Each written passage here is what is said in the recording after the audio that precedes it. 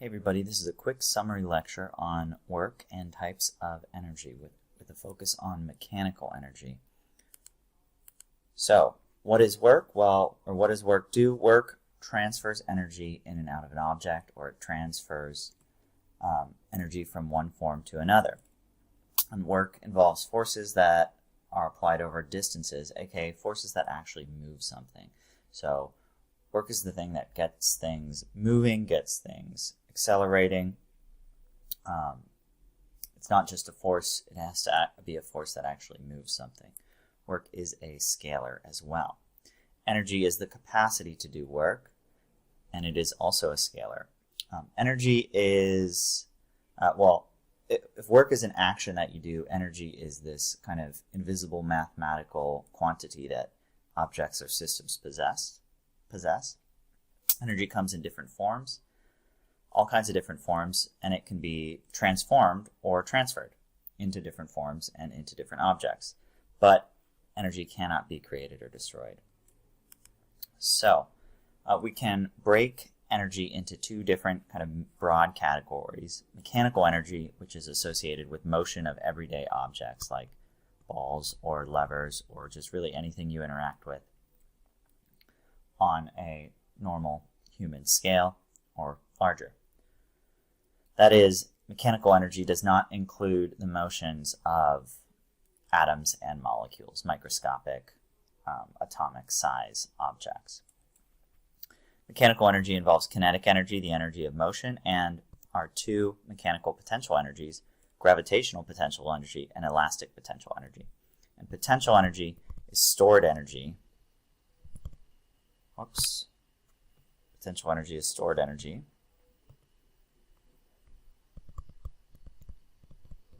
And it's due to the position. Either in a gravitational field for gravitational potential energy or the position on a spring or an elastic medium. We only will ever get potential energies for forces that we call conservative forces.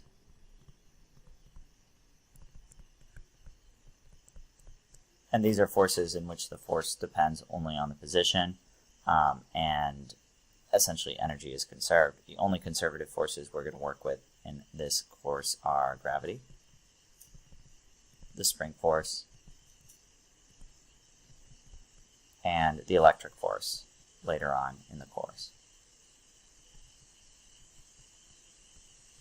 There are other conservative forces, but we won't do a mathematical treatment of them. Our non-mechanical energy types are, well, all the rest of the energy types are non-mechanical. The most important one that we need to deal with in mechanics is thermal energy, or heat.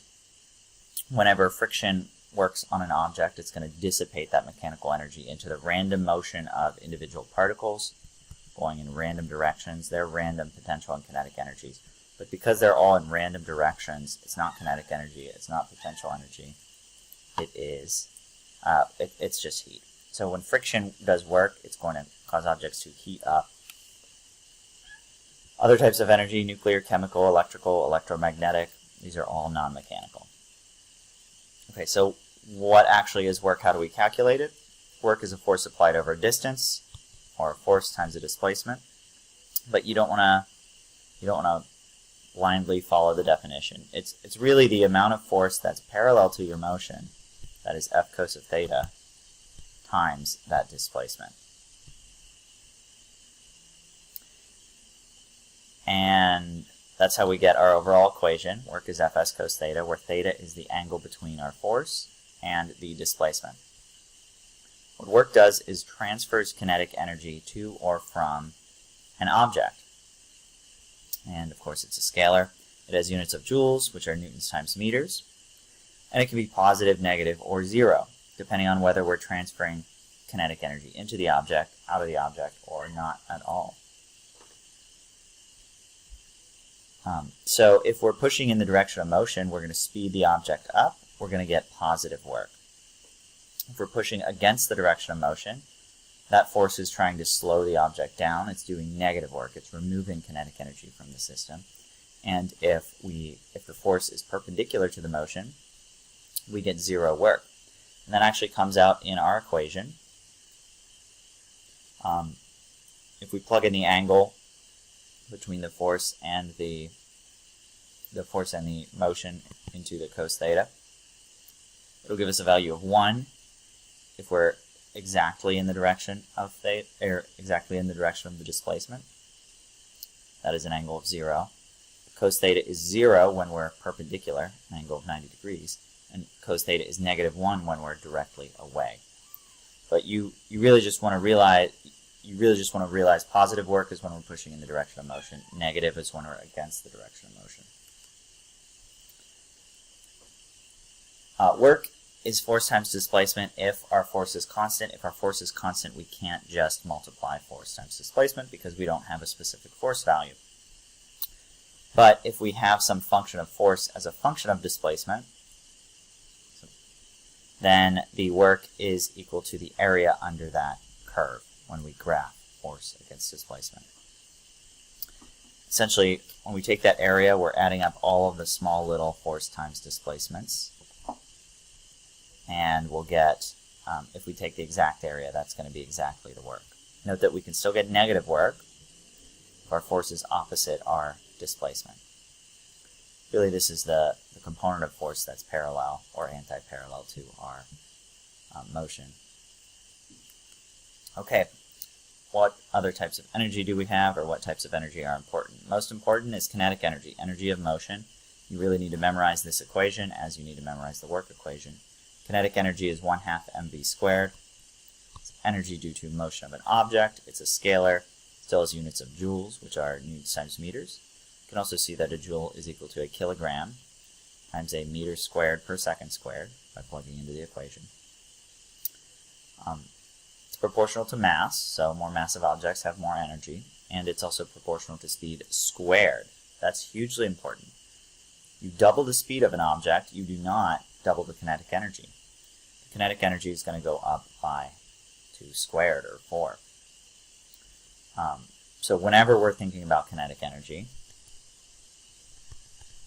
we're always thinking in terms of the square of the speed, not the speed itself. That means if you're going 60 miles an hour, you have 4 times as much energy as if you're going 30 miles an hour. That also means it's going to take 4 times the distance to stop. So for a particular object, we can then use proportional reasoning. We could think about kinetic energy at one speed versus another speed. Kinetic energy at speed 2 compared to the kinetic energy at speed 1 is going to be proportional to that speed 2 squared over speed 1 squared, just using proportional reasoning. Kinetic energy can't be negative because v, our speed, while 1, it's a speed, it can't be negative, it's just a speed. And 2, we square it. The minimum speed we get is 0, the minimum mass we can have is 0, therefore our kinetic energy can't be less than 0. Next up is gravitational potential energy. Gravitational potential energy is stored energy due to your position and weight in a gravitational field, and it's equal to your weight, mg, times the height. In the IB data booklet, it doesn't give you the equation for potential energy, it gives you the equation for change in potential energy, which is actually more relevant and useful. Change in potential energy is mg delta h, but really also potential energy is mgh. Also need to memorize this. And actually, whenever we have a potential energy, the potential energy of an object at a particular position is always equal to the work done against that force to move an object to that position. So if we move an object up to some height, or up some height delta h, the force that's required to lift it is going to be equal to the force of gravity, mg. And so the work done is going to be force times that delta h, mg delta h. This is generally true for any potential energy. That potential energy, or that change in potential energy, is equal to the work done against that force.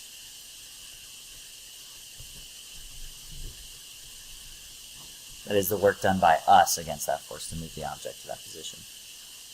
We always measure potential energy with respect to a reference height. That is a height that we choose to be a height of 0. And depending on that reference height, we can have a positive, a negative, or zero potential energy. We can actually choose our reference height unless the problem specifies what the reference height is. But usually we choose the lowest point because it makes the math easier. If, for example, I say that this is my reference height, that means it's a height of 0. And let's say this is 5 meters above. Then my second object would be at a height of 5 meters. And then when I calculate the energy here, it's just going to be mg times 0, which is 0. And right here, my potential energy is mg times 5 meters. It's going to be a positive potential energy. But I could just as easily have chosen the top point as my reference. So if we choose this top position as a height of 0, well, the blue ball is 5 meters below, so it's a height of negative 5 meters. That means this red ball has a potential energy of 0, and the blue ball has a potential energy of mg times negative 5 meters. Negative potential energy. But that's fine to have a negative potential energy because only changes in potential energy are going to have any effect. Absolute potential energy isn't really that meaningful, although we can calculate it and we'll need to. But when we're actually seeing what will happen to an object as it moves from this height to another, the only thing that matters is the change, and that's not affected by our reference position. Okay, last of all, we have springs and Hooke's law. Before we talk about elastic potential energy, we need to know the way that spring forces work. So the way that springs work is if you compress them, then they are going to push back, try to get back to their equilibrium position. Same if you stretch them, they're also going to try to get back to their equilibrium position. So they're going to apply a restoring force, which we call the spring force. And it turns out for an ideal spring, for a normal spring in its normal range of extension and compression, that force is proportional to the displacement. So if you double the displacement, that spring is going to push back twice as hard. If you stretch 3 times as far, the spring will push back 3 times as hard. So our overall equation for a spring is called Hooke's law, and it's right here. Force is negative k delta x. What does that mean? Well, it tells us force is proportional to displacement, but the units aren't the same, so we need this constant k here. That's called our spring constant, or force constant of a spring. That spring constant has units of newtons per meter, or newtons per millimeter, or something like that. And it's a positive constant showing how much force we get for each meter of extension, or meter of compression. It's empirical, so every spring has a different spring constant. Harder springs are going to have a larger spring constant. It's going to be harder to compress them. A small amount of compression will give us a large amount of force. Looser springs have a smaller spring constant. Last of all, what is this negative sign? Well, that negative sign is just about the direction of the vectors. If we compress our spring, we have a leftward pointing vector, but the force from the spring is to the right. So they have opposite directions. That negative sign just says these two things are in opposite directions. Where we're calculating the magnitudes of any forces, we can just take the absolute value of that equation. F equals k delta x, the magnitude. A spring that obeys this law is called an ideal spring. Not all springs are ideal, but most springs are ideal within a certain range of compression or extension. And in fact, a spring, because we get a force proportional to displacement, we can use springs to measure force. Springs are force meters. You usually call them spring scales. Because our force depends on the position, and only the position, we actually get an elastic potential energy as well. The equation is 1/2 kx squared, and of course it's in units of joules. It can't be negative because even if our displacement is negative, we square it. K is never negative.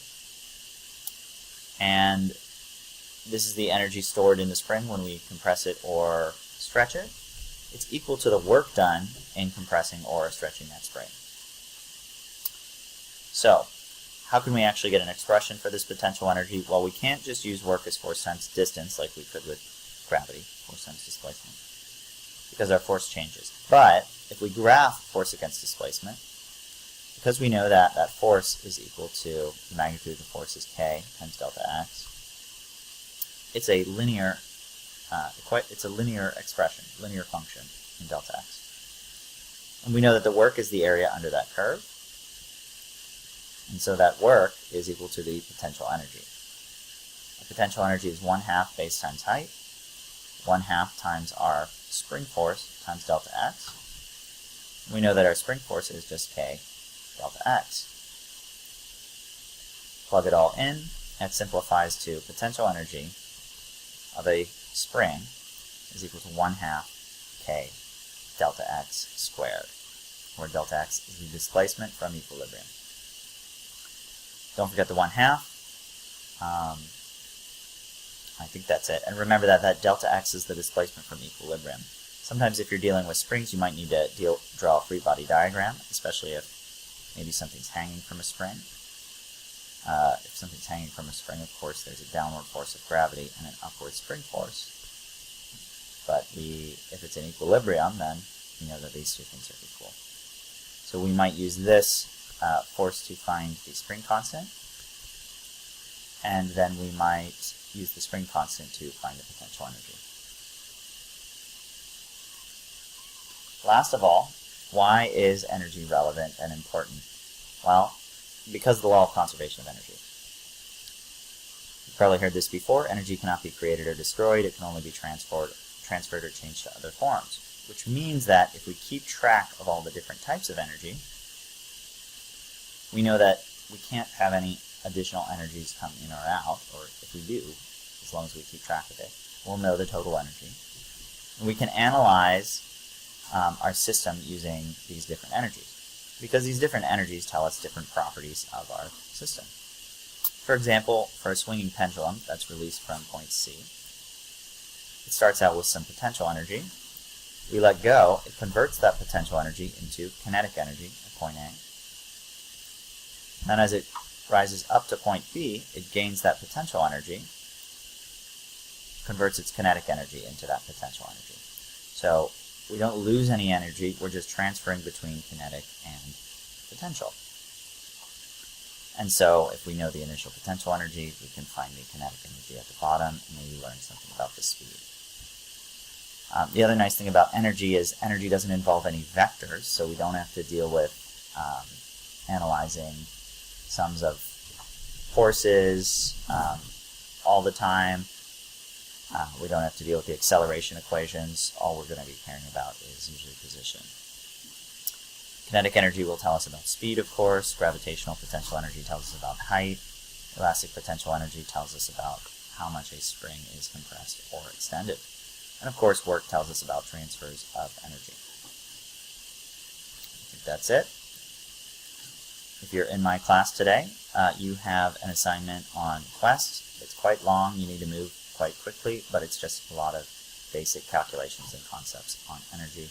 You also have a cognitive flipped assignment. That's all. Bye.